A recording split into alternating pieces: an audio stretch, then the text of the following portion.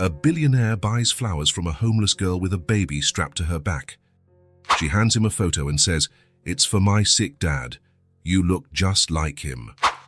He takes one look and freezes. The man in the photo is identical to him. Under the concrete of the old railway bridge, Hallie tried to light the small makeshift stove. The wind kept snuffing out the match, but on the third attempt, the flame held. She placed a pot of water, the last she had in the gallon jug, and waited for it to boil so she could make tea for her dad. "Hallie, don't waste the water," Jake murmured from the pile of blankets where he lay. His face, once handsome, was now pale and etched with suffering. "Save it for Finn. We have enough, Dad," she replied, although she knew it wasn't true. The jug was almost empty, and the public water fountain in the park was a 20-minute walk away. The small space they called home consisted of a few blankets, 2 backpacks holding their meager belongings, and a lined cardboard box where Finn, the 8-month-old baby, was now sleeping. They had propped up a tarp for protection against wind and rain, creating a sort of tent against one of the bridge's pillars.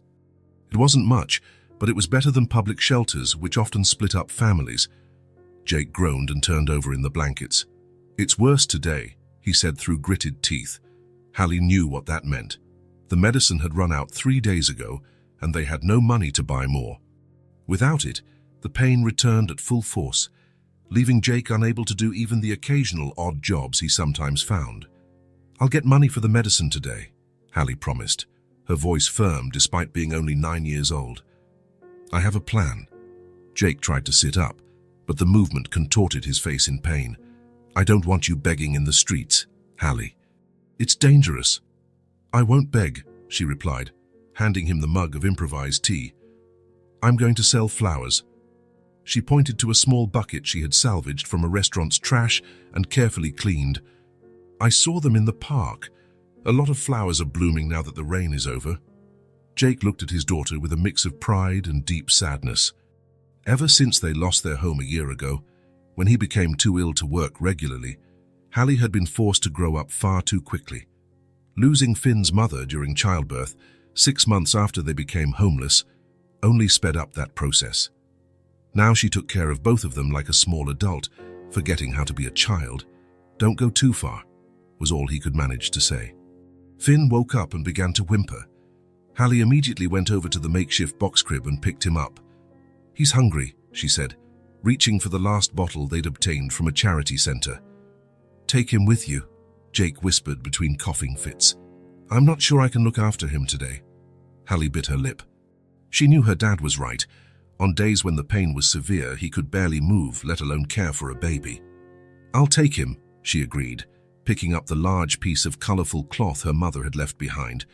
It was the only keepsake she had of her, this and Finn's eyes, which were identical to hers. With skill born of practice, Hallie tied the cloth around her shoulders and back, creating a sort of sling. She placed the baby carefully inside. "I'll be back before dark," she promised. "Rest, Dad." The park was a 10-minute walk away.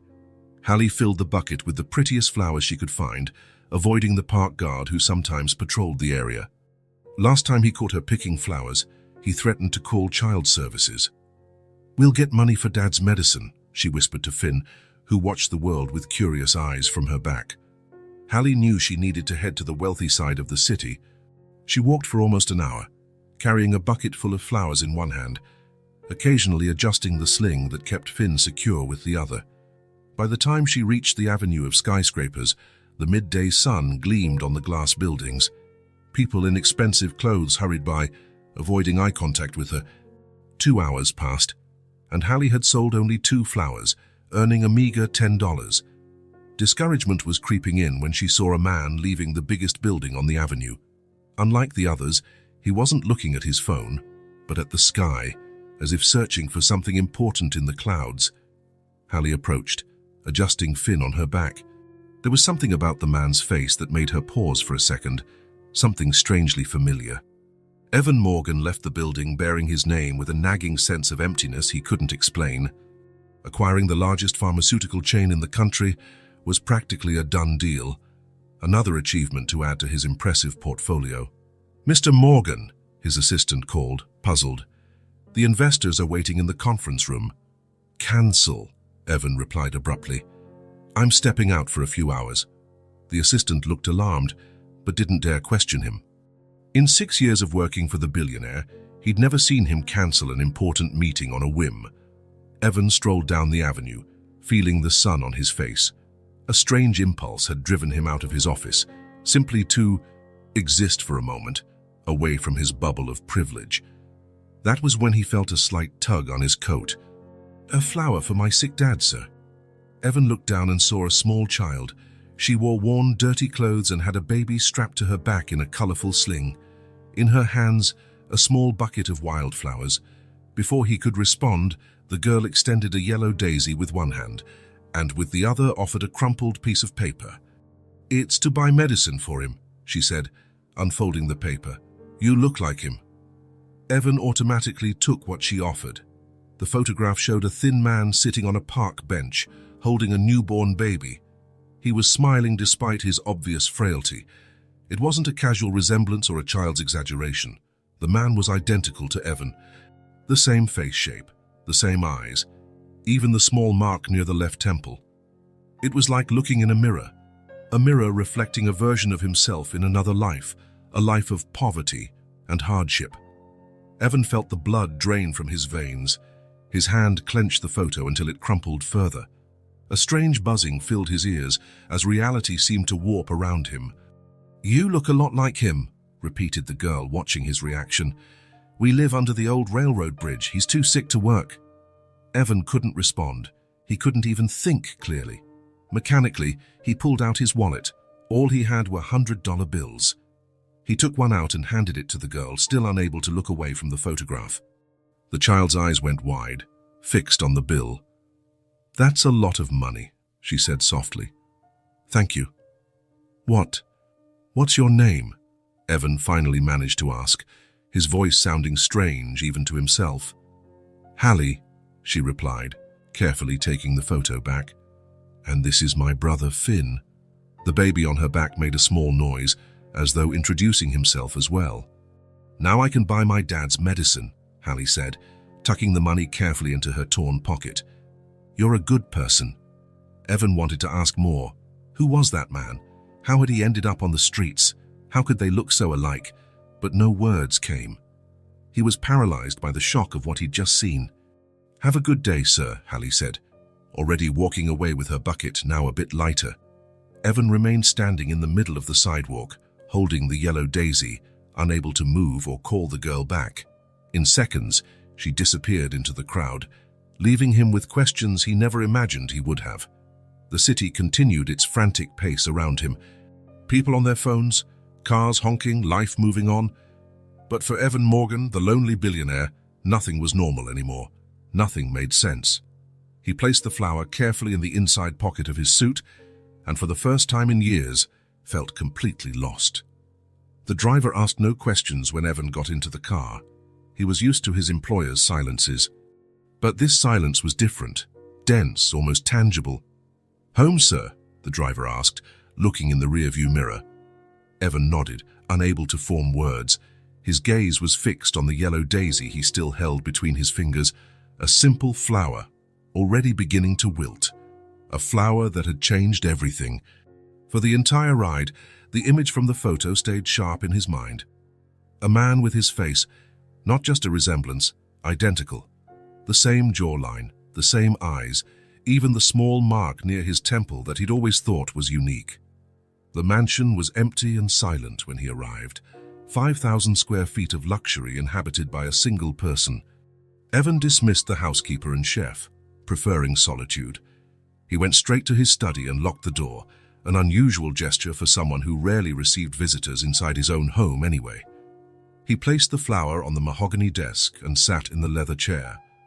On any other day, he would have immediately opened his laptop to check stock quotes or review contracts. Today, he just stared at the yellow flower, his mind trying to process what he had seen. A man with my face, he muttered to the empty room. Evan had known he was adopted since he was 18. His adoptive parents told him the truth on his 18th birthday, handing him an envelope containing his adoption documents. But he'd never opened the envelope. He never wanted to know. His life was what he'd built, not what he'd left behind. Now, for the first time, he felt the weight of that decision. He stood and walked to the large bookshelf covering an entire wall. Pulling out an old book revealed a small built-in safe. The combination was the date he'd made his first million-dollar deal, a moment he considered his true birth. From inside the safe, he removed a dark wooden box. He never opened it. It was the only remnant of his past he kept, a reluctant concession to a history he preferred to ignore. Sitting again, he opened the box. Inside were some old photographs.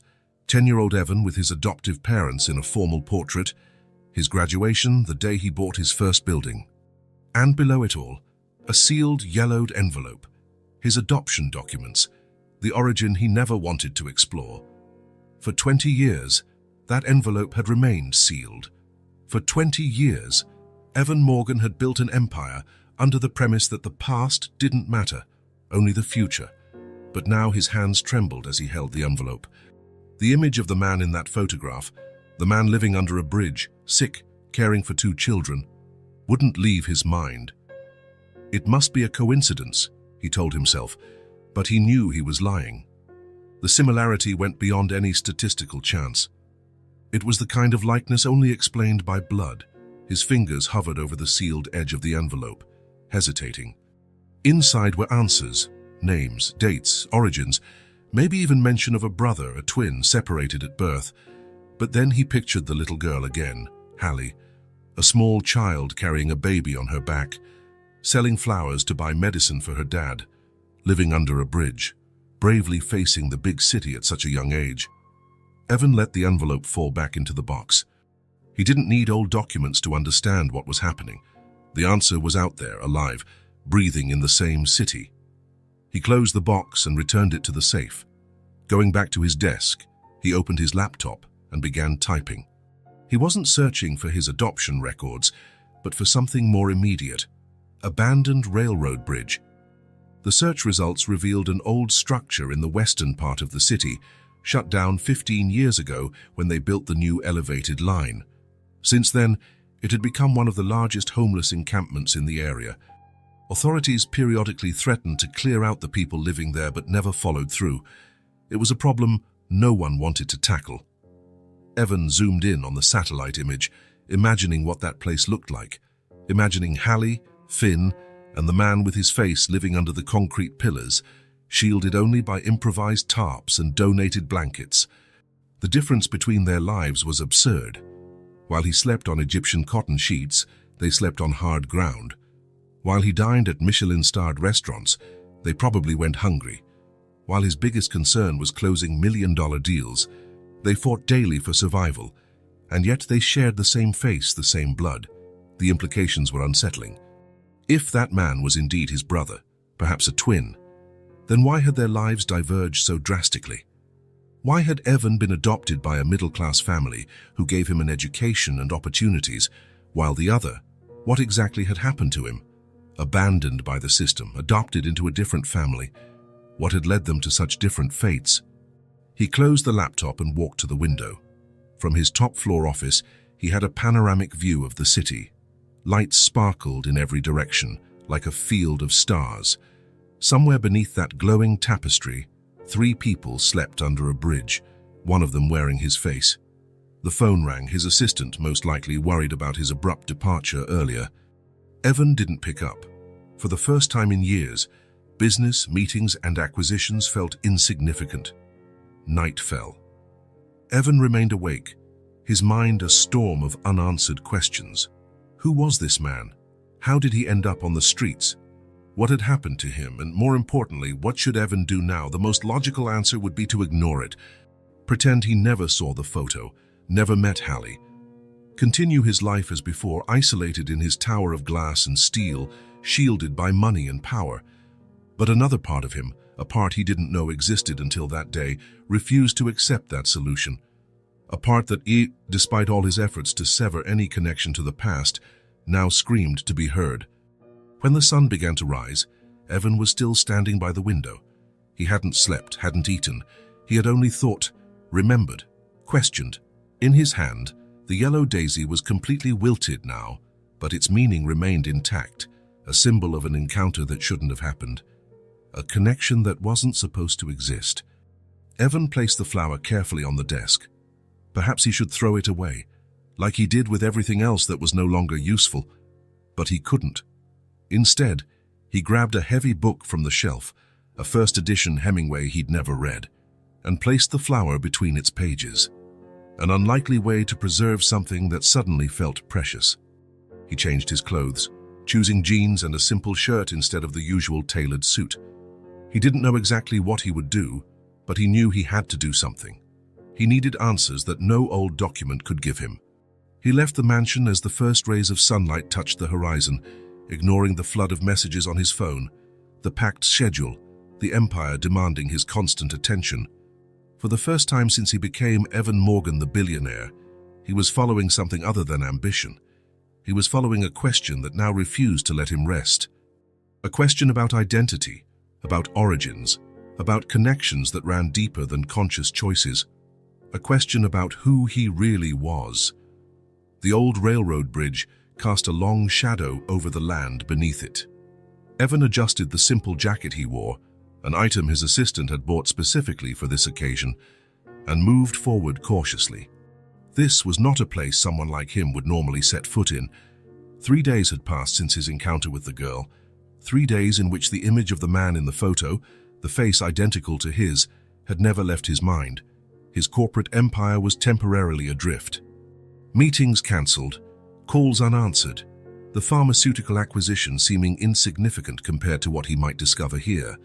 The encampment under the bridge was larger than he'd imagined, dozens of makeshift tents, tarps tied to pillars, belongings piled in shopping carts, a small invisible settlement existing in the shadows of the prosperous city. Some people eyed him with suspicion as he approached. His posture, his haircut, his uncalloused hands, everything about him screamed he was an outsider. "I'm looking for a girl," Evan said, addressing a group gathered around a barrel with a weak fire burning inside. "Hallie, she carries her baby brother on her back." Silence. Suspicious glances. Finally, an elderly woman sitting in a broken plastic chair looked up. "The girl with the baby. She stays down at the far end, near the cracked pillar," the woman said, pointing with a crooked knitting needle. "Thank you," Evan replied. "She's a good kid," the woman added. "Takes care of her brother and her sick father like an adult. Don't hurt her." The warning made Evan pause. "I won't hurt anyone," he promised. "I just want to help." Following the direction indicated, he found a small blue tarp stretched between a pillar and a concrete wall. Beside it was a cardboard box turned into an improvised crib. There was no one in sight. While he waited, his eyes took in details of the precarious dwelling. A plastic bottle cut in half served as a container for miscellaneous objects, a pair of worn baby shoes, a hand-drawn picture taped to the tarp, a house with a tree, and 3 stick figures smiling. That was when he saw her coming from the other side of the encampment, Hallie, and with Finn strapped to her back, carrying a plastic jug of water. She noticed him immediately, stopping a few steps away. "You're the flower man," she said, neither surprised nor afraid, just stating a fact. "Hello, Hallie?" Evan replied, feeling strangely nervous. "I came to see how you're doing." Her eyes studied him with a disconcerting intensity for someone so young. "Because of your face that looks like my dad's," Evan nodded. "Yes, I thought we should talk." Hallie glanced at the jug in her hands, then at the tarp that served as a home. "My dad's really bad today. His medicine ran out again." "I can help," Evan said immediately. "I can buy more medicine and food, whatever you need." "Why?" Hallie interrupted, her small voice firm. "Why do you care about us?" It was a fair question. Why did he care? Why had he obsessed over this family he didn't even know? "Because I think your dad and I might be relatives," he answered honestly. "Maybe brothers. The resemblance is too strong to be a coincidence." Hallie considered his reply. The baby on her back made a small noise, and she instinctively adjusted the sling that held him. "He needs a doctor," she said finally. "Not just medicine, he's worse than other times." "I can take him to a hospital right now," Evan replied without hesitation. The best hospital in the city. Hallie hesitated, torn between distrust and the urgent need for help. I have to ask him first, she decided. Evan nodded. Of course. She pointed to a broken bench a few steps away. Wait there. Obeying, Evan watched Hallie disappear under the blue tarp. The following minutes felt like hours. Around him, life under the bridge continued in its own rhythm, a world entirely different from his bay, separated not only by distance but by a gulf of privilege. Finally, Hallie came out of the tent. He said, "You can come in." The space under the tarp was so small that Evan had to stoop to enter. The smell hit him immediately, a mix of sweat, urine, and something chemical he couldn't identify. In the far corner, on a thin mattress covered with worn blankets, lay a man. And then time stopped. Even in the dim light, even with the man obviously sick and debilitated, the impact was immediate and overwhelming. It was like looking into a distorted mirror, not just his face, but an entire alternate life, a path not taken. The same eyes, now sunken and yellowish, the same nose, the same face shape, even the small scar above the right eyebrow. It wasn't just a resemblance, it was identical. My God, Evan muttered involuntarily. The man on the mattress tried to sit up, but the movement clearly caused him pain.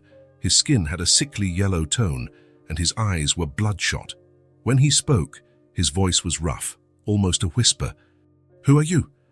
"My name is Evan Morgan," he replied, still struggling to process what he was seeing. "Your daughter found me a few days ago and showed me your photo." The man studied Evan's face intensely. "Jake Carter," he finally said, extending a trembling hand. "But I guess you knew that already." Evan clasped the offered hand, lighter and warmer than normal, the skin dry as paper. "Yes, Hallie told me." A heavy silence fell between them, laden with unspoken questions. Jake was the one to break the silence first. "Adopted?" The simplicity of the question hit Evan like a punch. "Yes, at 6 months. You?" Jake nodded weakly. "At 2 years old. The Carter family." "The Morgan family," Evan replied automatically. Hallie looked from one to the other, as if watching a tennis match. Finn started to fuss in her arms, and she picked him up, soothing him. Jake tried to move again and squeezed his eyes shut, clearly fighting pain. His face, Evan's face, twisted in a grimace. "You're not well," Evan said. "You need a doctor." "I don't have a way to pay," Jake answered simply. "I'll pay," Evan said without hesitation. "Everything. Doctors, hospital, meds, whatever you need." Jake looked at him warily. "Why?" It was the same question Hallie had asked, a question Evan still didn't have a complete answer for. "Because looking at you is like looking at myself," he finally said, "and I can't just turn my back on that." Jake scrutinized Evan's face for a long moment, as though searching for any trace of deceit. Then his gaze shifted to Hallie, who was holding Finn against her chest. "I can't leave them alone," he said, his voice nearly gone. "I've got no one else." "They can come too," Evan replied. "We'll all go to the hospital together." The skepticism in Jake's eyes was palpable. In his world, offers of help rarely came without a price, but another spasm of pain seized him, forcing him to curl up on himself. "Dad!" Hallie exclaimed, rushing over. "Please let him help." Jake closed his eyes for a moment, breathing hard. When he opened them again, something had changed, reluctant acceptance of reality. "Okay," he whispered, "but all of us together." "All of us together," Evan confirmed. The next few minutes were a blur of activity. Evan called a private ambulance, using his name to ensure an immediate response. While they waited, he helped Jake sit up, offering his shoulder for support. The physical contact felt strange, almost surreal. It was like supporting a version of himself from a parallel universe, the same bone structure, the same height, yet Jake's body was so light, so fragile compared to his own. "You're strong," Jake murmured as he leaned on him. "Like I used to be." The statement hit Evan in an unexpected way. Jake wasn't just a less fortunate version of him. He was a version worn down by time and illness, nearly destroyed. Hallie ran back and forth, gathering the few essential items, an empty baby bottle, diapers for Finn, a photograph, the medicine prescription. "It's okay," Evan said. "We can buy whatever else is needed later." Hallie shook her head firmly. "These are our things," she replied, as if it were obvious. When the ambulance arrived, the paramedics briefly hesitated upon seeing Jake and Evan side by side. The resemblance was unsettling even to trained professionals. "Are they twins?" one paramedic asked. "Maybe," Evan answered, because any other reply would require explanations he himself still didn't have. Blood pressure 80/50, jaundiced skin and sclera, swelling in the extremities, the paramedic noted while conducting the initial exam. Possible advanced kidney failure. As they placed Jake on the stretcher, Hallie remained by his side, holding Finn in one arm and her father's hand with the other. Her eyes never left his face. "Come on, honey," Evan said gently. "We'll be with him the whole time." On the way to the hospital, Evan held Hallie's hand, who in turn held Finn. Her human chain connecting four people who, until a few days ago, didn't even know one another existed. Jake was semi-conscious on the stretcher, masks and tubes covering part of his face. The paramedics worked methodically, checking vitals, inserting an IV. "Is he going to be okay?" Hallie asked, her small voice almost lost amid the siren's wail. Evan looked at the child, who gripped his hand with sudden trust. A child forced to grow up too soon, care too much, worry too often. "We'll do everything we can," he answered honestly. "He's going to the best hospital, with the best doctors." The hospital received them with cold efficiency. The Morgan name opened doors, guaranteed immediate care, summoned specialists. Within minutes, Jake was taken for tests, leaving Evan, Hallie, and Finn in a private waiting room. "We need more information," a doctor said, approaching them. "Medical history, medications, allergies." "Ask his daughter," Evan said, indicating Hallie. And so Hallie, still holding Finn, answered the doctor's questions with surprising precision for someone so young. Blood type, medications, when the symptoms began, how long Jake had been ill. "Chronic kidney failure," the doctor explained. "He's in an advanced stage. He should have been on regular dialysis." "Why did it stop?" "We didn't have money," Hallie answered simply. "And he couldn't get to the clinic anymore. It's too far from the bridge." The doctor looked at Evan, clearly confused by the situation. A wealthy man who apparently didn't know basic medical details about someone so obviously related to him. "We've only just reconnected," Evan said vaguely. "And money won't be an issue anymore. Do whatever it takes." When Jake was taken away for further tests, Evan and Hallie were left alone in the waiting room. Finn slept deeply, as if sensing that he was finally in a safe place. The silence between them was heavy, filled with unasked questions. "Thank you," Hallie said at last, "for helping my dad." Evan nodded, unable to articulate the whirlwind of emotions swirling inside him. Of all the directions his life could have taken that week, finding a possible twin brother who was ill and two children in desperate need of help certainly wasn't on his agenda. And yet, sitting next to that little girl who held her sleeping brother so protectively, Evan felt something he couldn't fully name. Something that, instinctively, he knew would change his life forever. "You know," Hallie said suddenly, looking down the corridor where her dad had disappeared, "he always told me I should believe in angels. That they show up when we need them most." She looked at Evan, her tired eyes still bright. I think he was right. Evan didn't know how to respond. He, who always had a ready answer, found himself speechless in front of this child who saw in him something he never imagined he could be. Not a billionaire, not a name in a business magazine, but someone who might be family. The hospital waiting room had become Hallie's new home for the past 2 days. A grey faux leather sofa served as her bed at night, when exhaustion finally overcame her resolve to stay awake. A small coffee table was covered in food packaging that Evan insisted she eat, even when she wasn't hungry. In the corner, a plastic chair held the worn backpack with the few belongings they'd brought from under the bridge. That was where Evan found her once again, perched on the edge of the sofa, rocking Finn in her small arms. Her eyes were fixed on the door leading to the ICU corridor, as if by sheer willpower she could see through it and reach her dad. "Good morning, Hallie," Evan said softly, placing a bag with new clothes and some toys for the baby beside her.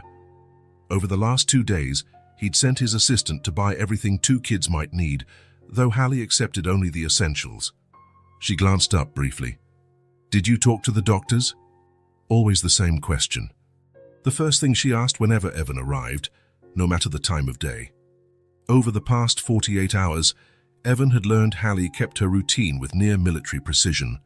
She woke at 6 a.m., washed her face, brushed her teeth with the hygiene kit a kind nurse had given her, changed Finn, fed him, and then sat in the same spot, waiting. "Yes," Evan answered, sitting next to her. "I spoke with Dr. Reynolds. He's coming to talk to us in a few minutes." Jake's condition was severe, as Evan had suspected. Advanced chronic kidney failure, complicated by an infection that had spread quickly due to his compromised immune system.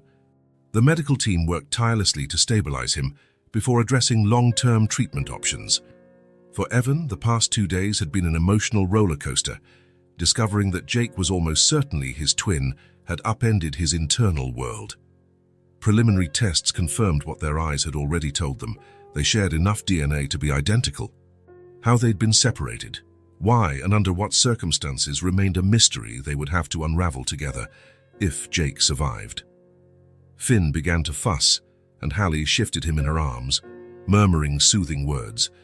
At least the baby seemed relatively unaware of the drama around him, as long as he was fed and close to his sister. "You're tired," Evan observed, noting the deep circles under her eyes. "I'm fine," she replied automatically, the same answer she'd given for the last 48 hours whenever he showed concern. "Hallie," Evan began cautiously. This was a conversation he'd been mentally rehearsing since the previous night, when Dr. Reynolds pulled him aside to express concern about the little girl and the baby, practically living in the waiting room.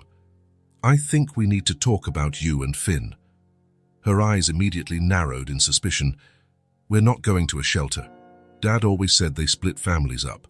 That's why we stayed under the bridge." "No, that's not it," Evan hurried to say.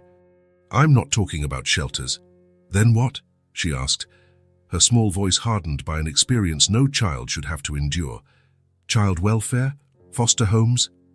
Evan took a deep breath. He should have known this wouldn't be an easy conversation. Hallie had spent her life learning to distrust authorities, institutions, anyone representing the system that repeatedly failed her family. "I'm talking about my house," he finally said. "I have a lot of space. You two could stay with me while your dad is in the hospital." Hallie was silent for a long moment, her gaze shifting from Evan to the ICU doors and back again. Finn stirred in her arms, and she instinctively rocked him, a movement as natural as breathing. "No," she said at last. "I need to stay close to my dad." "A hospital isn't a place for children to live, Hallie," Evan tried to explain gently. "Especially not for a baby. Finn needs a more stable, comfortable environment." "He's fine here," she insisted. "We're fine." "We've been through worse." Evan's heart clenched at those words. What had this child already faced in her short life to consider living in a hospital waiting room acceptable? "I'm sure you have," he said softly. "But you don't have to anymore. Not while I can help." Her eyes met his, evaluating him with that unnerving intensity that seemed to see beyond words. "Why?" she asked, the same question she'd posed many times in the last few days. "Why are you helping us?" It was a question Evan still didn't fully know how to answer. Or maybe he did. But the answer was so simple, yet so complicated, he didn't know how to articulate it to a child. "Because your dad is my brother," he replied, opting for simplicity. "That makes you my niece and Finn my nephew, and family takes care of family." Something flickered in Hallie's eyes, an emotion quickly suppressed. "You didn't even know us 3 days ago," she pointed out, her logic as impeccable as ever. "True," Evan agreed. "But now I do, and I can't just ignore it." Before Hallie could respond, the ICU door opened, and Dr. Reynolds stepped into the waiting room. He was a middle-aged man with grey hair at the temples and an expression that balanced compassion and professionalism. "Mr. Morgan, Hallie," he greeted them, pulling up a chair to sit facing them. "I have some updates on Jake." Hallie immediately straightened, her eyes locked on the doctor. "Is he awake?" "Not yet, Doctor." Reynolds replied kindly. But there's progress. The infection is responding to antibiotics, and his kidney levels have shown slight improvement in the last 12 hours. So he's going to get better? Hallie asked, a note of hope in her voice for the first time in 2 days. The doctor exchanged a brief look with Evan before replying, "Your dad is very ill, Hallie. The kidney failure is chronic, meaning it's a long-term condition. We're treating this crisis, but he'll need ongoing care." "What kind of care?" Evan asked, though he suspected the answer. "Regular dialysis, to start," the doctor explained, "and eventually the best solution would be a kidney transplant." Hallie frowned, trying to process the information. "How long will he stay in the hospital?" "At least another 2 weeks, maybe more," the doctor answered. "First, we need to fully stabilize him, treat the infection, and then start a regular dialysis schedule." Evan saw the weight of that information settle on Hallie's small shoulders. 2 weeks. 2 weeks living in a waiting room, caring for a baby, worried about her dad. "Dr. Reynolds," Evan said, "I'm trying to convince Hallie and Finn to stay at my home while Jake is hospitalized. I think it would be better for both of them." The doctor nodded. "It would be much more appropriate, indeed. Honestly, I've been concerned. A hospital isn't a suitable environment for children over a long period, especially a baby." Hallie hugged Finn closer to her. "But what if he needs me? What if he wakes up and I'm not here?" "We can visit every day," Evan offered. "I promise, morning and afternoon if you'd like. And if there's any change, the hospital has my number. We can be here in minutes." "Also," Dr. Reynolds added, "when your dad starts to get better, it'll be important that you and your brother are well rested and healthy. That will help him recover." Hallie looked around the waiting room. The uncomfortable sofa, the fluorescent lights that never fully dimmed, the constant coming and going of strangers. "I don't want to leave him alone," she said, her voice a near whisper. "He's not alone," Dr. Reynolds assured. "We have an entire team looking after him, 24 hours a day."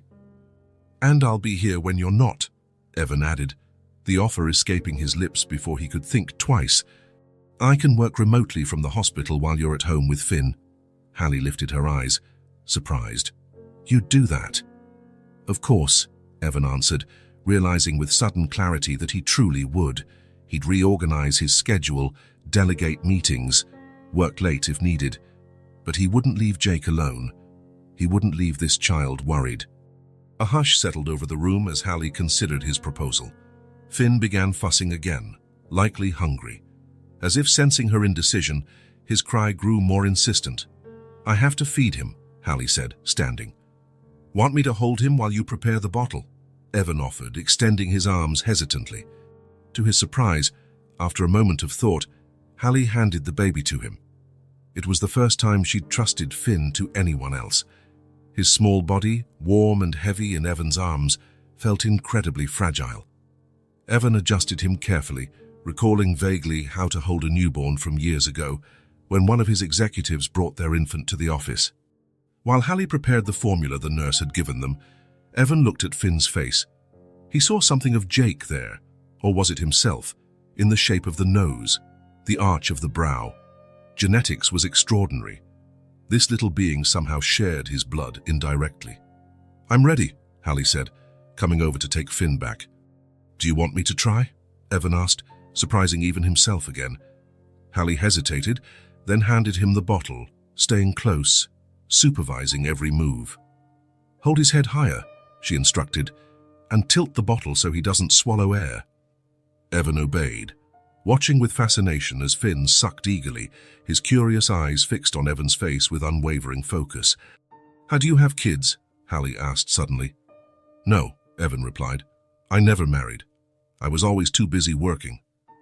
"Dad says work isn't everything," Hallie commented, settling back in her seat. "He says people matter more than money." The simple words hit Evan with unexpected force. Jake, living under a bridge, teaching his daughter that people were more important than money. And Evan in his empty mansion, with overflowing bank accounts but lacking real connections. "Your dad is a wise man," he answered sincerely. After Finn finished his bottle, Hallie showed Evan how to gently place the baby against his shoulder and pat his back. When a small burp followed by a satisfied sigh emerged, Evan couldn't help but smile. "You're a natural at this," Hallie remarked, a rare note of approval in her voice. "I have an excellent teacher," Evan replied, handing Finn back to her arms. Hallie gazed at her brother for a long moment, then at the ICU door and finally at Evan. "If we go to your house," she said slowly, each word weighed carefully, "you have to promise some things." "Sure," Evan answered, trying not to show the relief he felt. "First, we come see my dad every day. No exceptions. I promise. Second, if the doctors call, no matter the time, you bring us immediately. Of course. Third," she continued, her tone indicating this was the most important condition of all, "you're not going to call any child services or try to take us away from my dad. We're a family, and we stay together."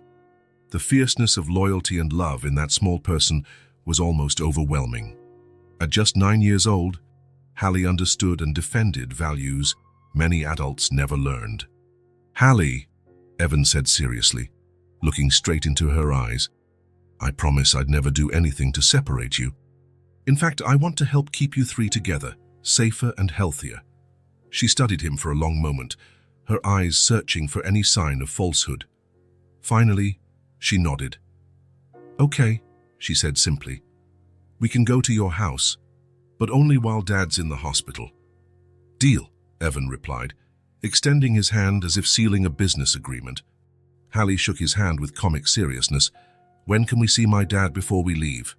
"I'll talk to Dr. Reynolds," Evan said, rising to his feet. "I'm sure we can take a quick look at him now." As the doctor guided them down the ICU hallway, Evan felt Hallie's small hand slip into his. That simple gesture, so small and deeply meaningful, caused a surge of emotion he hadn't expected. It was a vote of confidence, though cautious, from a child who'd learned the hard way that trusting people could be risky. When they reached Jake's ICU room door, Hallie hesitated. "It's okay," Evan reassured. "I'm right here with you." She nodded, tightening her grip on his hand slightly, and together they entered to see Jake. The sight of his newly discovered brother hooked up to tubes and monitors, pale and unconscious but fighting to stay alive, solidified something inside Evan, a resolve that went beyond any promise made to Hallie, beyond any sense of newly found familial obligation. He would take care of these three people. Not just now, not just during Jake's hospitalization, but as long as they allowed him to, for as long as it took. And maybe, in the process, he'd learn what Jake already knew, that people really were more important than money. Evan Morgan's mansion, with its 6 bedrooms, indoor pool and high-tech security system, had never housed children. The echo of small footsteps on the marble floors was a completely new sound, as was the occasional cry of a baby breaking the silence at odd hours. A week had passed since Hallie and Finn temporarily moved in. The first night was the hardest. Hallie barely slept, sitting on the edge of the guest room bed Evan had prepared for her, on guard like a little soldier in enemy territory. Finn, surprisingly, adapted more easily, sleeping soundly in the newly delivered crib. As promised, Evan took them to the hospital twice a day. Jake remained in the ICU, but showed small signs of improvement. He woke briefly a few times, recognizing Hallie and squeezing her small hand before drifting off again. The doctors said it was normal. His body needed rest to recover. It was after one of those visits, while it drizzled softly outside, that something changed. Hallie was seated in the enormous kitchen, watching Evan attempt, with questionable results, to prepare macaroni and cheese for dinner. The housekeeper had been given time off at Hallie's request, as she felt uncomfortable with strangers around. "Have you never cooked before?" she asked, watching with fascination as Evan struggled to open a simple box of pasta. "Actually, no," he admitted, finally tearing the packaging with more force than necessary, sending a few noodles scattering across the counter. "I usually order takeout or have the housekeeper do it." Hallie swung her legs from the high chair. "I can help. I used to cook for Dad sometimes when he was too tired." The offer, presented so naturally, struck Evan. The idea of a child so small having to cook to survive was painful. "I think that would be great," he responded, trying to keep his tone light. "A private cooking lesson. With Finn safely asleep and a baby monitor placed on the counter, Hallie guided Evan through the surprisingly intricate process of making macaroni and cheese the right way, as she explained.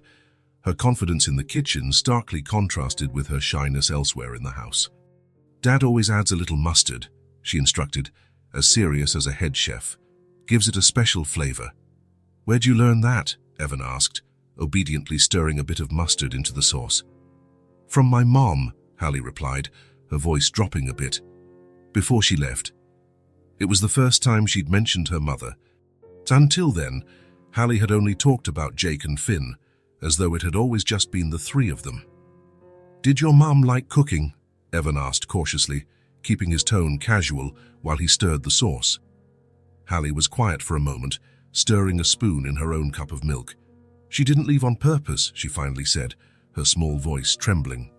"She died when Finn was born." The impact of those simple words made Evan stop stirring. He looked at Hallie, who was staring into her cup.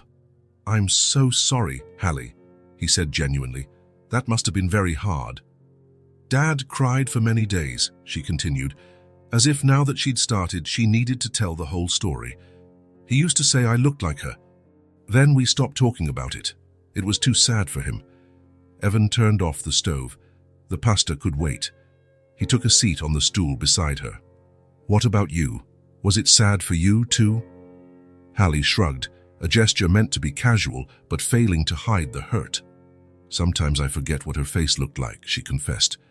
"We had a photo, but we lost it when we got evicted from our first apartment." "When was that?" Evan asked. "After Finn was born. Dad couldn't work as much because he had to take care of both of us, and he got sick." She swung her legs again. "Then we had to move out. We lived in a lot of places. The last one was under the bridge." The concise way Hallie described the total collapse of her stable life was both impressive and heartbreaking. "How long did you live under the bridge?" 5 months, I think," she answered thoughtfully. "It's hard to keep track of time there. All the days look the same." Evan was silent, trying to absorb it all. The tragedy this family had endured, a mother dying in childbirth, a father too ill to work, eviction, extreme poverty, was almost incomprehensible to someone like him, who never had to worry about money or safety. "Nights were the worst," Hallie continued, voice now a near whisper. "It was cold and Finn cried a lot. Dad tried to keep us warm even when he was trembling. He always said things would get better, that one day we'd have a home again." She looked around the massive kitchen with its gleaming appliances and marble counters. "I guess he never imagined a house like this," she added with a small smile. Evan felt a lump in his throat. "Hallie, you're a very brave girl. Did you know that?" She shrugged again. "It's not bravery. It's just what had to be done." The profound simplicity of her answer struck Evan like lightning. In all his years in the corporate world, surrounded by ambitious people competing for power and recognition, he'd never encountered such strength of character. The baby monitor let out a soft sound, Finn stirring in his sleep. Hallie immediately glanced at the device, her sense of responsibility never truly resting. "He's fine," Evan assured. "He just rolled over." "He does that," Hallie said. "He moves a lot in his sleep." "Just like Jake," Evan commented, remembering noticing his brother tossing restlessly in the hospital bed, even while sedated. Hallie looked at him curiously. "Do you do that too?" "Actually, yes," Evan admitted, never making the connection before. "My housekeeper complains that every morning the sheets are completely messed up." A genuine smile lit Hallie's face, a precious rarity that Evan was learning to treasure. "So it's a family thing," she said, accepting the new kinship between them with a simple statement. "Genetics." "Yes," Evan agreed, feeling an unusual warmth in his chest. "It runs in the family." They finished cooking the macaroni together, with Hallie patiently guiding Evan not to overcook the pasta. When they finally sat down to eat, the result wasn't restaurant-quality pies, but they had made it, together. "This is nice," Hallie said after a few minutes of comfortable silence. "Not the pasta. It's kind of sticky."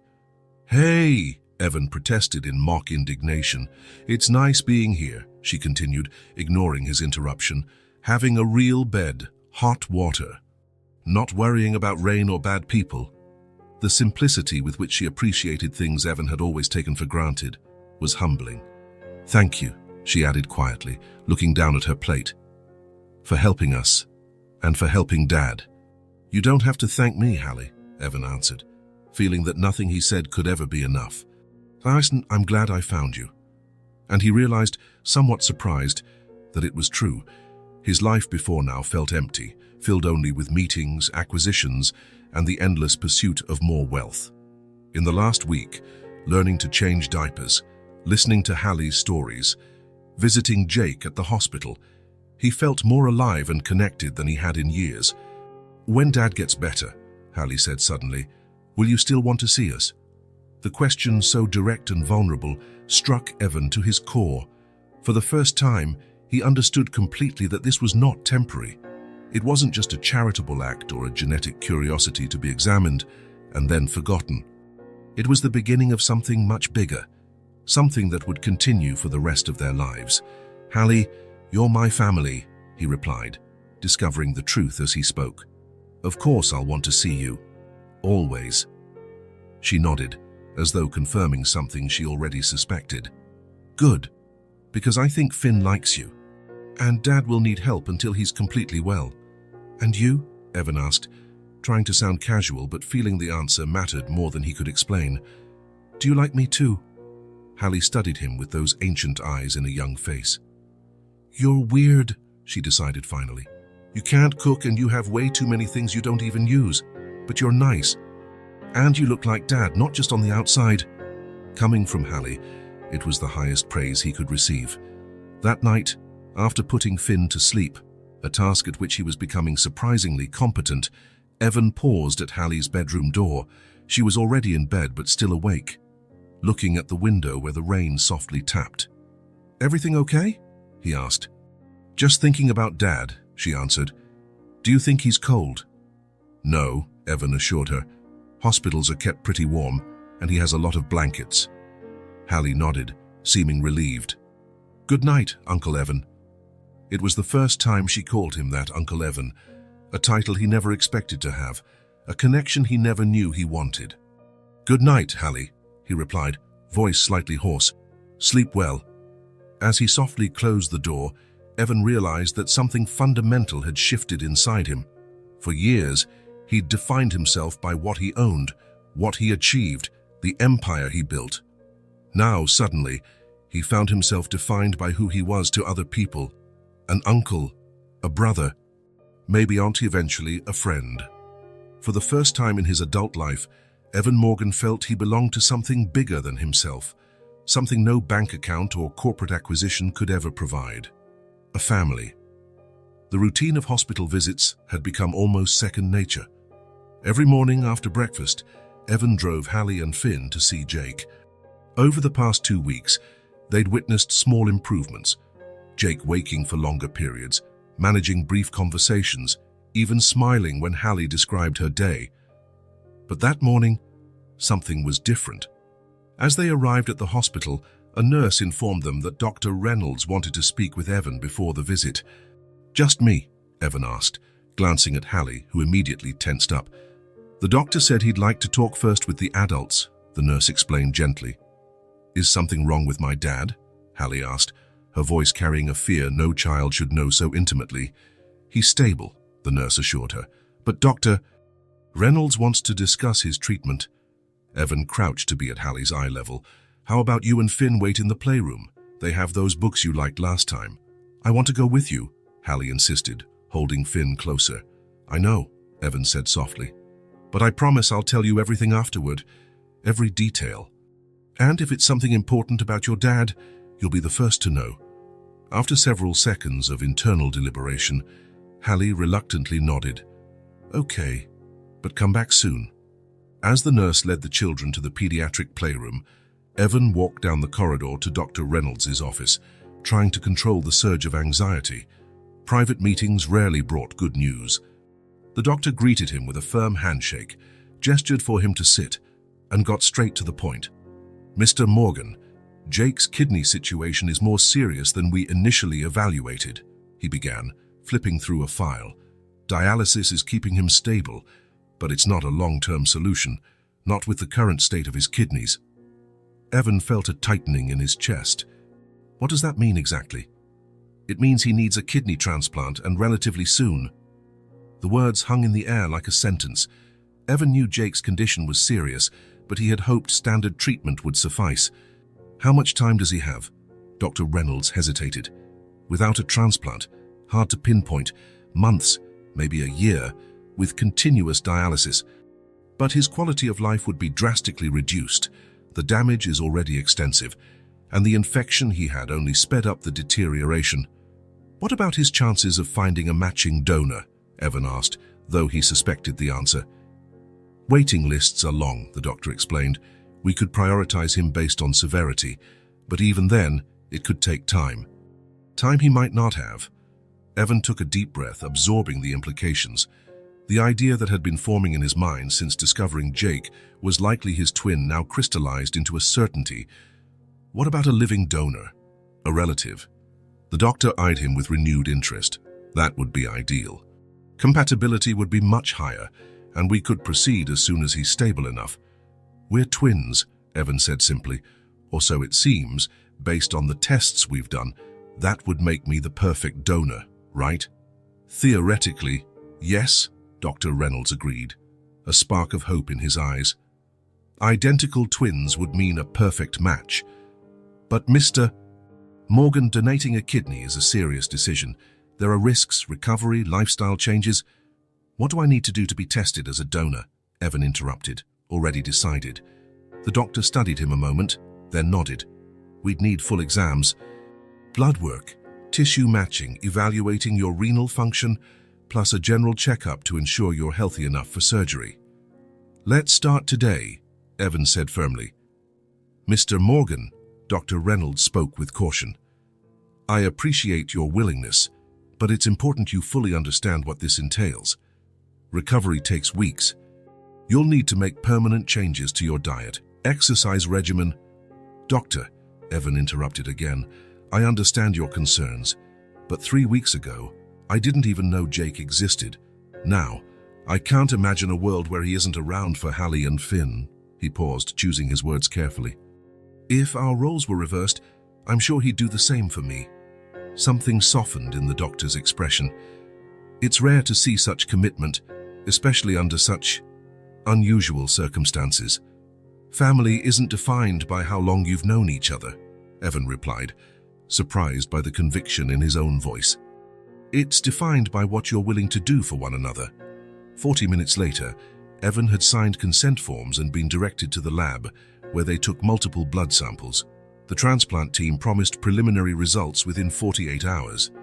With his head spinning from medical information and potential outcomes, Evan headed to the playroom to find Hallie and Finn. He found her in a corner, reading to her brother, who watched the colorful pictures with rapt attention.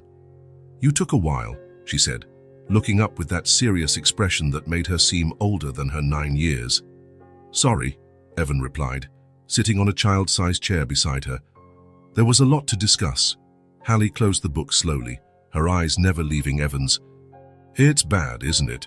You have that look adults get when they don't want to say something sad. Evan almost smiled at how precisely she read him. In such a short time, she could interpret his expressions better than executives he'd worked with for years. Your dad needs surgery, Hallie, he said, opting for honest simplicity. His kidneys are very sick. Fear immediately took over her face. Is he going to die? No, Evan hurried to say, placing a hand over her small one. Not if we do the surgery. It's a transplant. He needs a new kidney to replace the ones that aren't working. Where do we get a new kidney? She asked, always practical, always seeking to understand. From a donor, Evan explained. Someone who gives one of their kidneys. We have 2, but we can live perfectly well with just 1. Hallie processed the information, her brows knitting in concentration. And where are we going to find someone who wants to give Dad a kidney? There was so much vulnerability in that question, so much implied fear, that Evan felt a lump in his throat. This child had already lost so much, endured so much hardship. The thought of not finding a donor in time was another burden she shouldn't have to bear. We don't have to look, he said gently. I'm going to give your dad one of mine. Hallie's eyes widened. You can do that. Yes, I'm running tests today to confirm we're compatible, but since we're twins, it's almost certain we are. But won't it hurt? Won't you get sick too? The genuine concern in her voice for him moved Evan deeply. I'll be fine, he assured her. Yes, it'll hurt a bit after the surgery, but the doctors will give me medicine for that. And in a few weeks, I'll be completely recovered. Finn chose that moment to clap his hands happily, utterly unaware of the gravity of the conversation. The innocent sound contrasted with the tension filling the moment. What if it doesn't work? Hallie asked quietly, voicing her biggest fear. What if Dad doesn't get better, even with a new kidney? Evan considered the question. It would be easy to offer empty assurances, but Hallie deserved more. There are risks in any surgery, he acknowledged. But these doctors are very good, and they'll do everything possible to make it successful. Hallie's eyes filled with tears she fought to contain. I'm scared, she whispered. Without thinking, Evan pulled her into a hug, and for the first time, she didn't resist. Her small arms wrapped around him with surprising strength, as though he were an anchor in a storm. I'll take care of you, Hallie, he promised, emotion thick in his voice. No matter what, you three aren't alone anymore. Finn, noticing the hug, stretched out his little arms to join. Evan included him, feeling the baby's warm body snuggle against his chest. Right there, in the middle of a hospital playroom filled with colorful toys and smiling animal posters, Evan Morgan made a silent promise. Not only to Hallie and Finn, but to himself. This was his family now, and he would stay. Not because genetics dictated it, not because he and Jake shared a face, but because, for the first time in his life, he'd found something worth fighting for beyond bank balances and corporate acquisitions, something bigger, something deeper, something that finally made him feel whole. The phone call came on a quiet afternoon. Evan was in his makeshift home office catching up on emails, while Hallie and Finn napped, when Dr. Reynolds called with the news he'd been waiting for. Mr. Morgan, we have your test results, the doctor said confidently. A perfect match, as we suspected. You're an ideal donor for Jake. Even though he'd expected the confirmation, hearing the words made Evan feel a rush of conflicting emotions, relief, nervousness, resolve. When can we schedule the surgery? He asked, regaining composure. In about a week, I believe. Jake is responding well to dialysis and should be strong enough by then. After hanging up, Evan faced a practical issue he hadn't resolved yet. Who would take care of Hallie and Finn during his recovery? Both he and Jake would need to stay in the hospital for days, followed by weeks of rest. He immediately thought of Ellen Whitaker, his former housekeeper, a woman in her 60s who had known him in his teens and stayed in touch occasionally. If there was anyone he trusted to watch over the children, it was her. The call to Ellen was brief and direct. In a few minutes, Evan explained the extraordinary situation and asked if she could temporarily move into the mansion. Of course, dear, she replied without hesitation. Those poor little ones need stability. I'll be there tomorrow. With that settled, Evan prepared for the more difficult conversation. He drove to the hospital alone, taking advantage of Hallie being occupied with activities provided by a social worker. Thursday Usama Jake's room was decorated with colorful drawings Hallie had made in the past few days. There were houses, trees, and stick figures representing the family, now including Evan, always depicted in a suit, even when he wore casual clothes. Jake looked better, less pale, sitting up in bed reading a book Evan had brought the previous week. Hey, he smiled, looking around. Where are the kids? At home, Evan replied, sitting in the chair by the bed. I needed to talk to you alone. Jake's expression grew serious. What's wrong? Actually, I have good news about the transplant. They found a matching donor. Evan took a deep breath. Yes, me.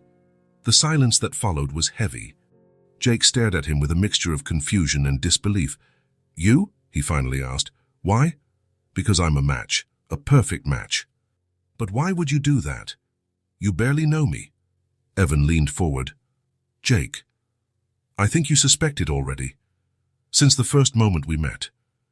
That we look alike, Jake tried to deflect. That we're brothers, Evan corrected gently. Identical twins. Jake turned his face toward the window, silent for a long moment. The only sound in the room was the steady beep of the monitors. When I was a kid, he said at last, I used to imagine I had a brother somewhere, someone who'd understand me, who'd come find me. His voice cracked slightly. Then I gave up on that fantasy. It wasn't a fantasy, Evan replied. I did some preliminary research. We were born in St. Mary's Hospital. I was adopted at 6 months by a wealthy family. You stayed in the system until I was 2, Jake finished. Adopted by the Carters. Good people, just didn't have much. They died in an accident when I was 19. Another silence fell. 2 lives that started in the same place, diverging so drastically. Why would you be chosen right away while I waited? Jake asked, his voice low, revealing an old wound. Maybe you were stronger. The favorite. The pain in those words was so raw, Evan felt it physically. You probably had everything, Jake continued. Best schools, best opportunities, built an empire. And you built a family, Evan replied without hesitation. Hallie and Finn, the love they have for you, how you protected them even in the worst circumstances, that's worth more than any empire. Jake blinked and surprised by his answer. A tear escaped, rolling slowly down his cheek. He wiped it quickly, looking embarrassed. Sorry, he murmured. I never cry in front of anyone, not even Hallie. She needs to see me strong. Maybe that's why she's so strong, Evan observed.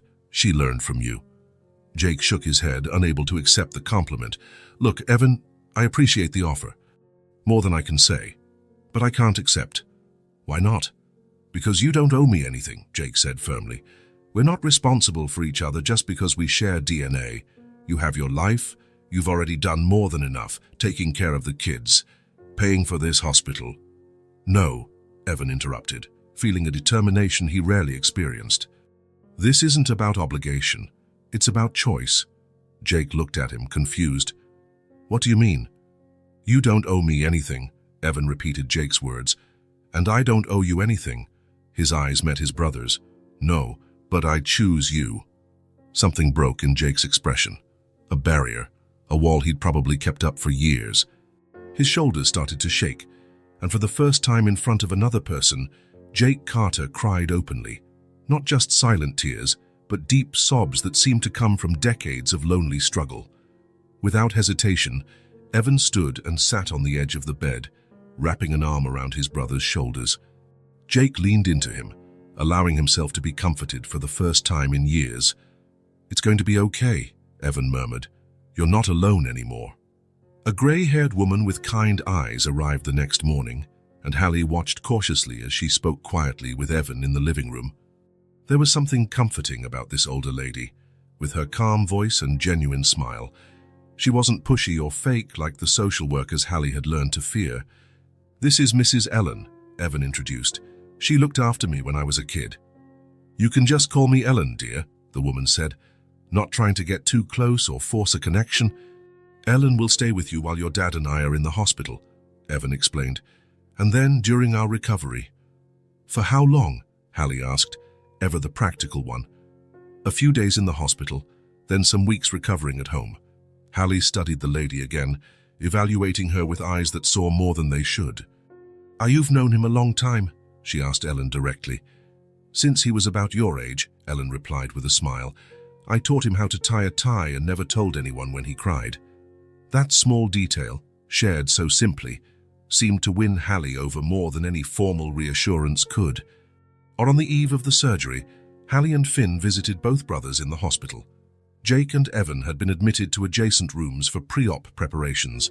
Hallie went back and forth, serious and determined as always. You're both going to be fine, she said firmly, not as a question but an order, like her determination could ensure the outcome. We will, Jake promised, squeezing her small hand. And then I won't need dialysis anymore. I'll have more energy to play with you and Finn. And make pancakes, Hallie added. You promised? Pancakes will be the first thing, Jake smiled. Before leaving, Hallie handed each of them something. Carefully folded paper flowers, yellow for Jake, blue for Evan. For good luck, she explained. The art teacher in the playroom showed me how. Ellen gently ushered the children out, letting the brothers rest for the big day. "We'll be here tomorrow right after the surgery," she promised, giving Evan a meaningful look that said she'd take good care of them. The next morning, medical teams prepped both brothers for surgery. Evan went into the operating room first, placing the blue paper flower carefully on a table nearby at his request. "We're ready, mister." "Morgan," Dr. Reynolds said. "Any questions before we begin?" Evan shook his head. He had no questions, only certainty, a certainty that, for the first time in his life, he was exactly where he needed to be, doing exactly what he needed to do. As the anesthesia took hold, his last thought was of Hallie and Finn, and of the brother he never knew he had, but whom he now couldn't imagine living without. Hours later, Evan woke in the recovery room, feeling a dull ache in his side. When he managed to open his eyes completely, he found Ellen sitting by his bed. "Jake," was his first word, his voice raspy from intubation. "The surgery was a success," Ellen smiled. "The doctors say the kidney is already functioning perfectly." Evan closed his eyes again, this time in profound relief. The following afternoon, against medical advice but with the staff's leniency, the brothers were moved to the same room for a brief visit. Hallie entered, holding Ellen's hand, with Finn in the older woman's arms. The girl's face lit up when she saw them both awake, albeit pale and attached to tubes. "Did it work?" she asked, looking from one to the other. "It worked," Jake confirmed with a tired smile. "Uncle Evan's kidney is already working inside me." Hallie approached Evan, studying his face with that solemnity that made her seem older. Then, to everyone's surprise, she leaned in and kissed his cheek. "Thank you," she whispered. On the table between the brothers' beds, the two paper flowers, yellow and blue, lay side by side, symbols of a hope that, after so long being just a silent wish, was finally taking shape in the real world, a hope that was now their future. Time has a peculiar quality in recovery. It seems both slow and fast, dragging on and yet racing by. For Evan and Jake, the weeks following the surgery held this contradictory rhythm. Long days of discomfort and nights that vanished in a haze of pain meds and restless sleep. Evan returned to the mansion after 5 days in the hospital, adhering strictly to medical advice despite his urge to jump back to work. Jake remained hospitalized longer, 14 days, while his body adapted to the new kidney under careful monitoring. Each morning, Hallie insisted on visiting him, and Evan, still aching from the incision healing at his side, obliged faithfully. "Uncle Evan," Hallie said one morning as they waited for the elevator at the hospital, "do you think Dad can come live with us when he's discharged?" It was the first time she'd called him uncle without hesitation, as though the title had always belonged to him. Evan felt a warmth expanding in his chest, a feeling that was becoming more familiar lately. "Of course," he answered, trying to sound casual, even though it was the most important thing he'd heard all day. "The three of you can stay as long as you like. The house is way too big for just me." Hallie nodded, satisfied. "I think he'll like it. The bed there is better than under the bridge." The simplicity of her observation hit him again, this child comparing a 20-room mansion to a space under concrete, seeing only the practical comfort of a decent bed. When Jake was finally discharged, Evan personally arranged everything. The guest room on the ground floor was adapted to make movement easier, grab bars in the bathroom, a hospital-style adjustable table. The old desk was removed to accommodate medical supplies and medications. "This is overkill," Jake commented upon seeing it. Already sitting in the wheelchair the doctor insisted he use for the first few days. "I'm not an invalid." "Doctor said you need proper rest," Evan replied, helping him transfer to the bed. "Recovery from a transplant is no joke." "Says the guy who's hobbling around, pretending he's not in pain," Jake retorted with a half-smile. That was how it was between them now, light-hearted teasing that masked genuine concern, as if they'd been siblings all their lives, simply picking up where they left off after a long separation. Hallie observed everything with vigilant eyes, soaking in this new normal. Finn, unaware of adult complexities, had fully adapted to the new home, crawling enthusiastically down hallways, discovering hiding spots under tables and behind curtains. And the first week living under the same roof set the tone. Ellen stayed on, at Evan's request and with Hallie's growing approval, becoming a confidant for the girls' stories and a patient culinary instructor. "I can't believe she's baking cookies," Jake remarked one afternoon, while he and Evan played chess on the veranda, both following doctor's orders for light exercise. "She never had the patience to cook." "Ellen has that effect on people," Evan said, moving a pawn. "She taught me to grow ferns when I was 12. I could barely keep a cactus alive before that." Jake smiled, studying the board. "Funny how we became such different people, yet some things stay the same." "Like what?" "That face you make when you're concentrating." Jake pointed at his brother's expression. "I do exactly the same. Hallie always says I look like I'm smelling sour milk when I'm thinking hard." Evan laughed, feeling a twinge in his still healing incision. Continual discoveries of similarities between them had become a source of amusement and wonder. The same way of folding their arms, the same strawberry allergy, the same habit of humming while they read. Their differences, however, were equally fascinating. Jake had infinite patience for explaining things to Hallie, while Evan still struggled to simplify concepts. Evan was invariably up by 5 a.m., while Jake, a night owl, often stayed up reading. Evan organized everything in precise categories. Jake functioned best, amid a structured chaos only he understood. Over the weeks, the household's dynamic shifted subtly but profoundly. Rooms that once echoed with silence now reverberated with a variety of sounds: Hallie's laughter at cartoons, Finn's excited babbling, the brothers' long conversations deep into the night, rediscovering each other. The mansion, once impeccably arranged, now showed unmistakable signs of life. Toys appeared in the most improbable places: a toy car in the potted plant by the entryway, colorful blocks in the cutlery drawer, a teddy bear forgotten in Evan's office. The fridge, once stoically barren except for sparkling water and imported fruit, now overflowed with yogurt in odd flavors Hallie loved, homemade purees for Finn, and leftovers from lasagna Jake learned to make with Ellen. "The doctor said you can start taking longer walks," Evan mentioned over breakfast, about a month after the surgery. "I was thinking we could go to the park today." "All of us?" Hallie asked at once, her face lighting up at the idea. "Of course," Evan replied, already used to including the children in every plan. "We can pack some snacks and spend the afternoon there." "Like a picnic," the girl insisted, as though she needed confirmation that she wasn't misunderstanding.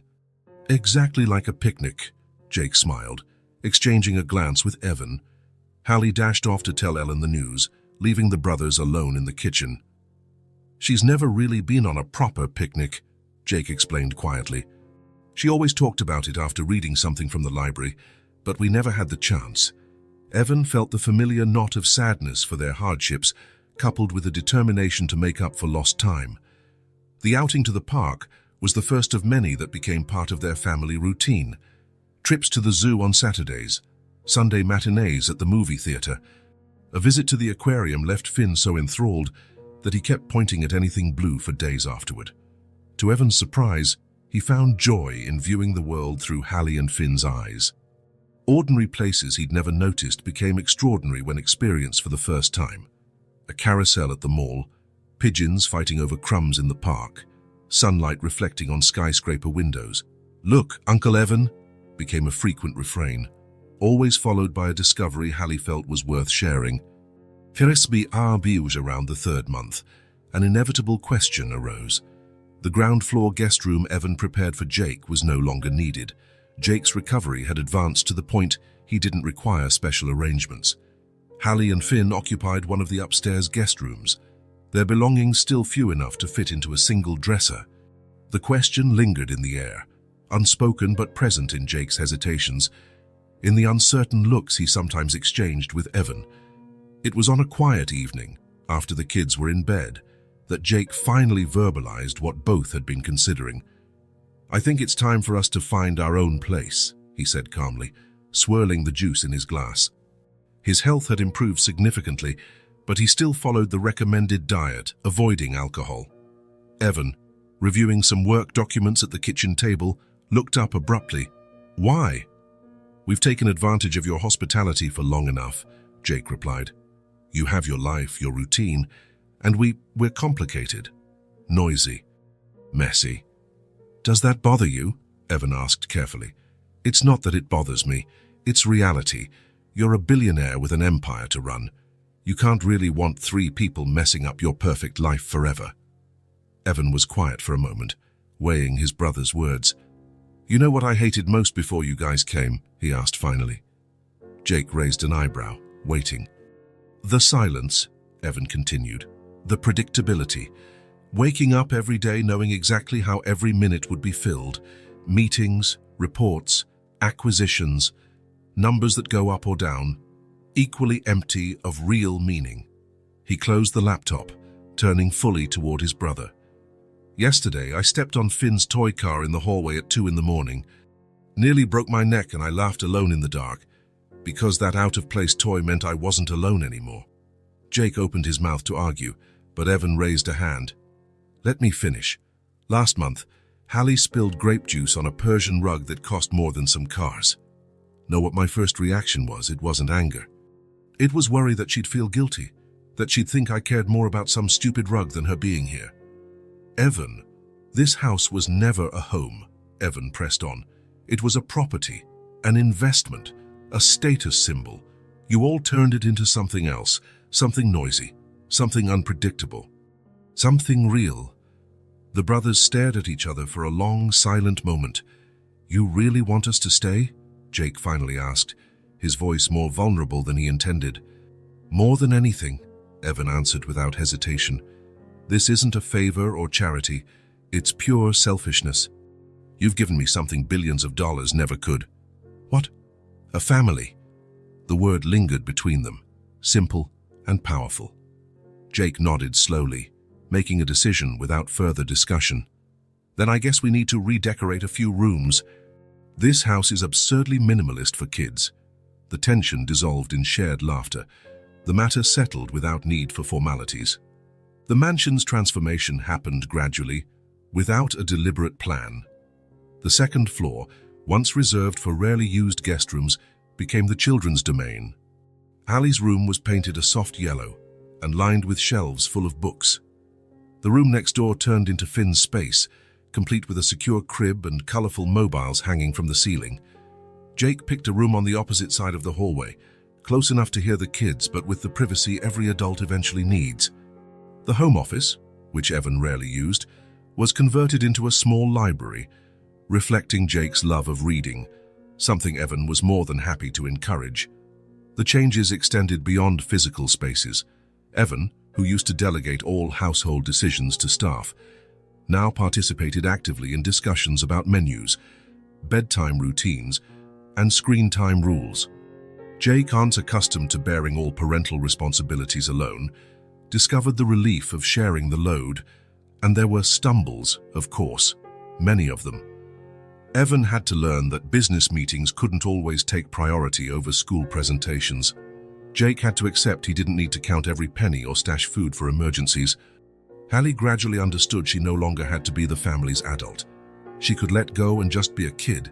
Even Finn had adjustments, learning that crying at night now brought not just his dad, but also his uncle, both equally concerned and clumsily eager to help. Arguments happened, misunderstandings, frustrating moments. Two strong personalities like Jake and Evan inevitably clashed over issues of parenting, money, priorities. But there was always reconciliation, always an effort to adapt, always the mutual recognition that the bond they were building was worth every temporary discomfort. One Sunday morning, about 6 months after the surgery, Evan came downstairs to find organized chaos in the kitchen. Flour dusted the counter, eggshells abandoned near the sink, and the distinct smell of pancakes filled the air. Jake stood at the stove, flipping a perfectly golden pancake. Hallie, perched on a step stool, stirred something in a bowl with intense concentration. Finn, in his high chair, beat a plastic spoon rhythmically, contributing to the morning symphony. "Uncle Evan!" Hallie exclaimed upon seeing him. "We're making a surprise breakfast," which was supposed to be breakfast in bed, Jake added with a resigned look, "but I think we missed the window."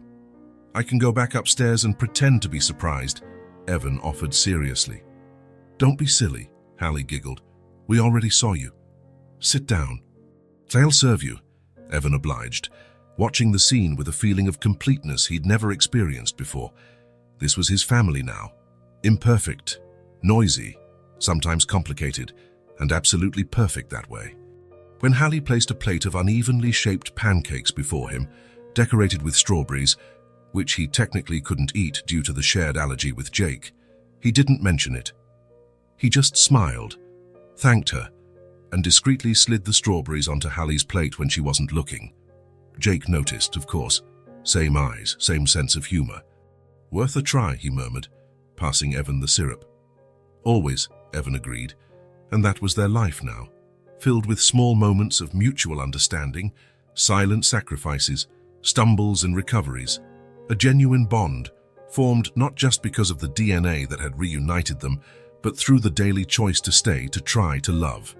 In the mansion's entrance, where once there had been an elegant arrangement of artificial flowers, now stood a vase of fresh yellow daisies, a tradition started by Hallie and carried on by all. A constant reminder of that improbable meeting that turned 4 lonely lives into one family. An imperfect family, a family still learning, a real family. It's curious how time marks its presence, not just in calendars or birthdays, but in the small details that accumulate almost imperceptibly until we look back and see how far we've come. In the Morgan Carter household, those details were everywhere that Sunday morning. In the pencil marks on the kitchen wall, tracking Hallie's growth over the past 8 months. In the colorful crayon scribbles Finn had left on the hallway wall, now framed like a piece of art, instead of being scrubbed away. In the photos proliferating through the house, capturing moments that once would have gone unnoticed, but now deserve to be preserved. Finn! Bring that back, Hallie's voice echoed down the hall, followed by the sound of rapid footsteps and a baby's squeal of laughter.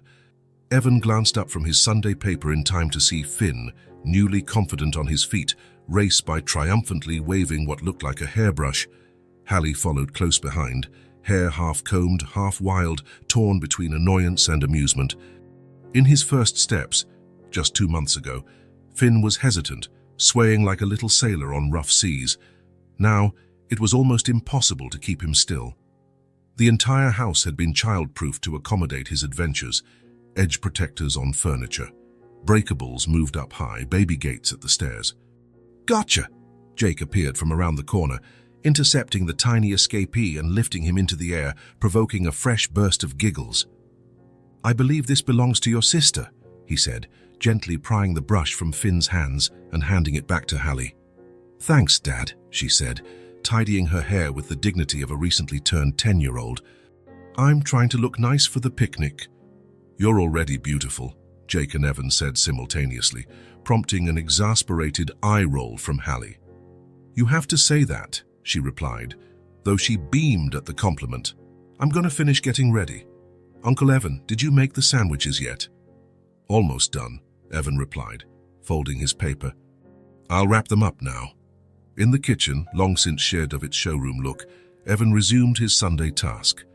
Cooking on Sundays had become his personal ritual, something he never imagined enjoying. It started as a necessity. Ellen needed breaks, and Jake was still recovering. Evan had watched online tutorials, burned a few pancakes, made nearly inedible pasta, but persisted. Now he was proficient enough at sandwich making that Hallie declared them almost as good as the ones from the school cafeteria. Coming from her, that was high praise. Jake walked in with Finn still in his arms, watching his brother assemble sandwiches with almost surgical precision. Who would have thought, Jake said. Evan Morgan, the man who used to buy out companies before breakfast, now making peanut butter sandwiches with no crust. With jelly only on the left side, Evan added solemnly. Hallie hates it when jelly invades the right side. Apparently, it's a severe breach of sandwich etiquette. The brothers exchanged smiles. These small nuances, Hallie's specific preferences, Finn's love of anything blue, Jake's aversion to cilantro, had become shared knowledge, part of their growing family vocabulary. Hallie's having a hard time with math, Jake mentioned, adjusting Finn on his hip. Her teacher brought it up at yesterday's meeting. I can help, Evan offered immediately. "I've always been good with numbers. We can set up study sessions Tuesdays and Thursdays. Don't you have meetings those days? I can rearrange my schedule," Evan shrugged, as if shifting the agenda of a billion-dollar empire to accommodate math lessons for a fourth grader was the most normal thing in the world. That was perhaps the most surprising part, how effortlessly Evan shifted priorities. It wasn't a concession or sacrifice, it was simply what one did for family. Hallie reappeared, hair perfectly combed and wearing the yellow dress she'd received for her birthday. "I'm ready, can we go?" As the park on Sundays had become a family tradition.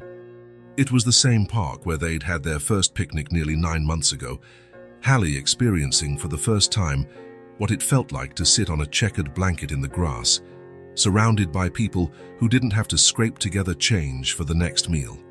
Today, the place was particularly lovely. Early spring brought newly bloomed flowers and a gentle breeze.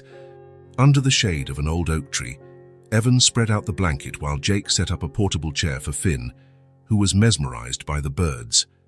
Hallie, ever organized, began distributing plates and napkins with the precision of an experienced hostess.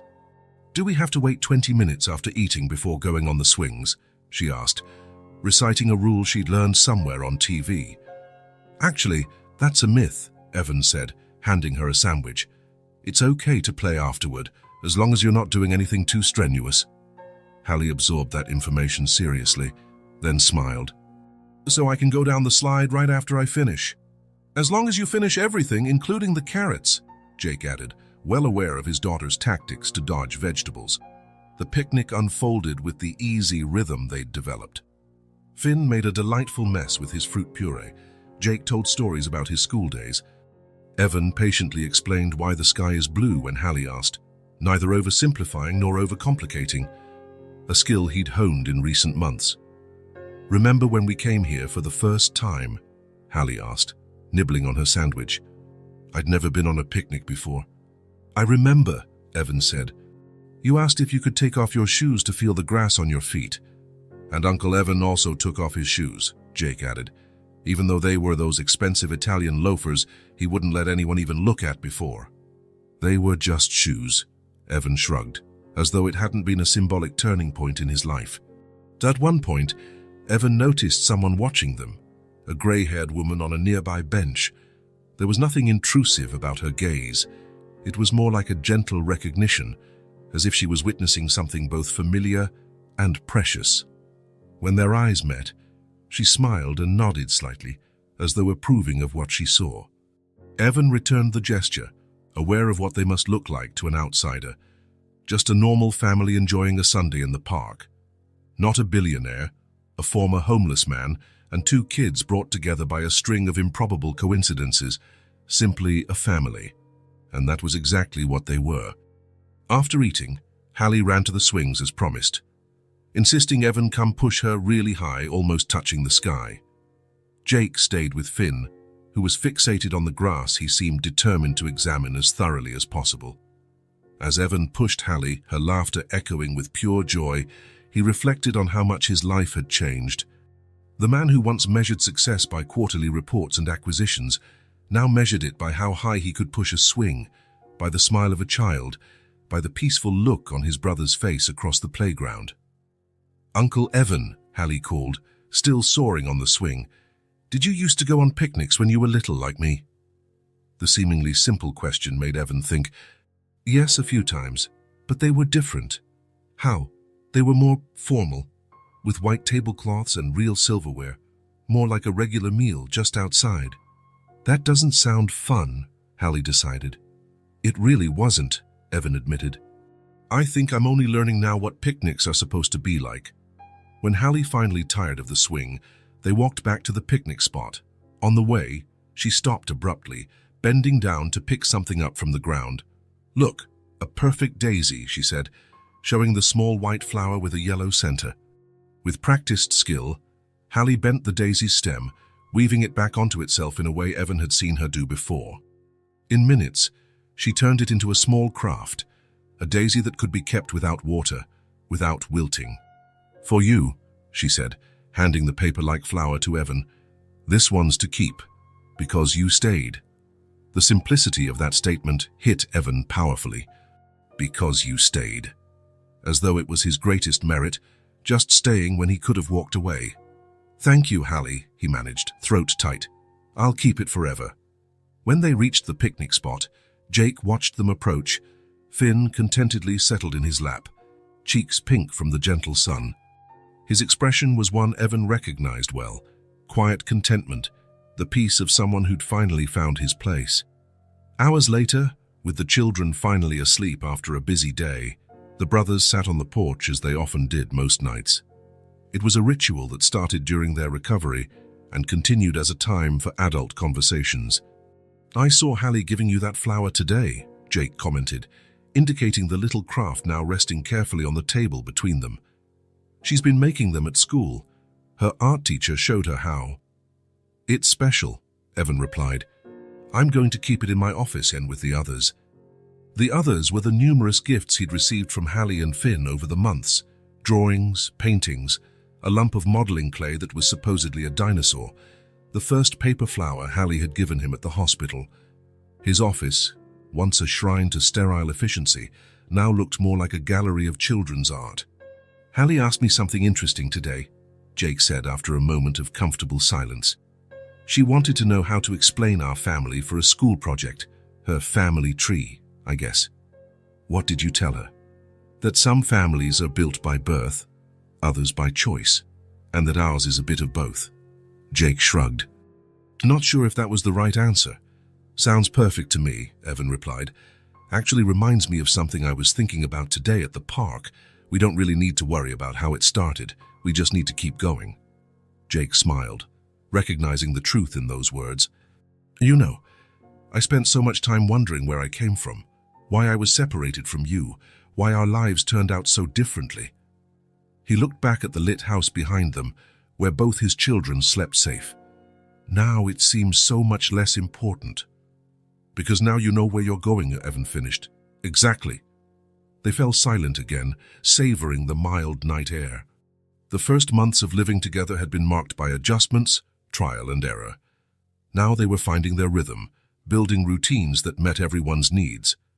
Hallie, who once had to be an adult far too soon, was finally letting herself be a child. Her room, decorated precisely to her wishes, glow-in-the-dark stars on the ceiling and shelves packed with books, had become her sanctuary. Finn, born into precarious conditions, was now thriving in a stable environment, his newly discovered steps growing more confident every day. Jake had regained not only his physical health, but also something more valuable, his dignity. After months of healing, he'd started working part-time at a local library, combining his love for reading with manageable hours that let him be there for his kids. And Evan, the man who once defined success only by acquisitions and profits, now measured it in a completely different way. In the peace he felt returning to a house that was finally a home. On the living room wall, where once only framed degrees and corporate awards hung, now dominated photographs. Hallie on her first day of school in this new life. Finn taking his first steps. Jake being discharged from the hospital, all four of them together at Christmas. Ordinary milestones for most families, but extraordinary for those who nearly missed having them. The next day, when Evan walked into his office, he noticed a small change he hadn't seen before. On his desk, where only reports and contracts used to belong, there was now a new frame. Jake had placed it there. A recent photo of the four of them at the park, genuine smiles, Finn with fruit puree smeared across his face, Hallie in her yellow dress, the brothers side by side, identical and utterly different. Beside the frame was a note in Jake's unmistakable handwriting, to remember what really matters. Later that day, Evan did something he'd never done before. In a crucial board meeting, when an executive asked if he had a family, he answered without hesitation, "Yes. I have a twin brother, a 10-year-old niece, and a nephew who's almost 2. He offered no further explanations or qualifiers. He felt no need to justify how or why these people had entered his life, because family, for him, was no longer defined by legal documents or surnames. It was about presence. It was about choice. It was about staying when you could have left. It was being the man Hallie sought when she fell and scraped her knee. The Uncle Finn called out for when he learned a new word, the brother with whom Jake could share silences loaded with decades of separation and still be perfectly understood. The paper Daisy found its place on the main shelf in his office, next to the diplomas and awards that once seemed so important. A simple, elegant reminder that, no matter how far we roam or how separated we've been, we can still find our way back, not necessarily to a house, but to a family, to the place where we finally belong. If this story touched your heart, subscribe to the channel and turn on notifications so you don't miss the next ones. Leave a like because it helps this story get recommended to more people. See you in the next story.